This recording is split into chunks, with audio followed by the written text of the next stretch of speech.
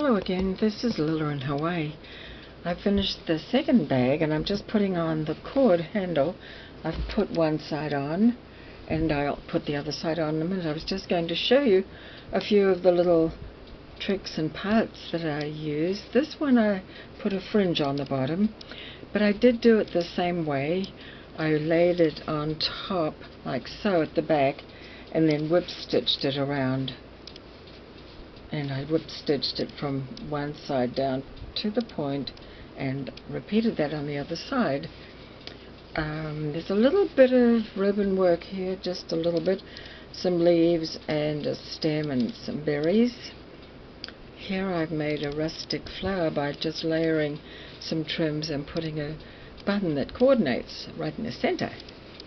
I did add some embroidered leaves here, 2 green leaves, and at the top I just ruffled up some torn silk, and it was shot silk so it shows green on the edges, and then in the center I've put an old-fashioned trim that was those little pom-poms.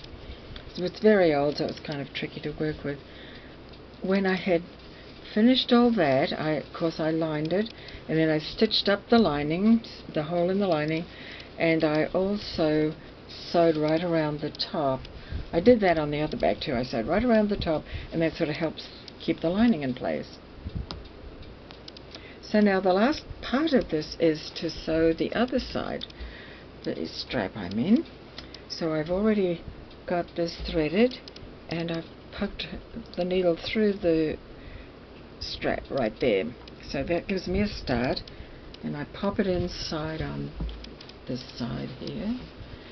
And you've got, when you're doing this kind of thing, you've got to make sure that it goes right through the bag, right through to the outside, because otherwise the lining, just pulling on the strap would make the lining pull up. So in order to prevent that, you've got to go right down. And so what I do is I go down the cord and then I come out by the seam line and do that a couple of times. And then after that, of course, you can go inside and just sew it. It's a little tricky still with my gammy hand because I can't feel anything yet. Okay, so I don't know if I'm holding that.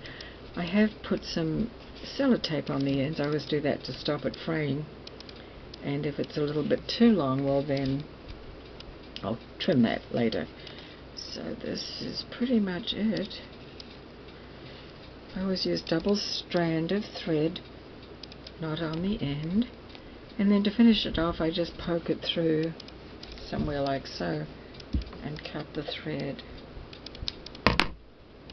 Now on this one I feel like the tape is too long, so I'm going to trim that.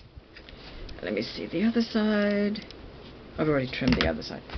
Okay, so there's the bag. It's padded, by the way, with cotton batting on both sides. I did the front and the back with the padding. And the cotton batting really just gives it a nice soft feel. It's not the glued kind. You don't glue it on. Also, it's lightweight because I don't like this type of bag to be too heavy. So there it is, finished, and the cord is very long, so it'll go right down to really to your thigh. But if you don't want it that long, of course what I do is I do an overhand knot just where I want it, wherever, and let the rest of it dangle down. So that's the second one, and I thought I'd just show you that. So thank you for watching. Bye bye.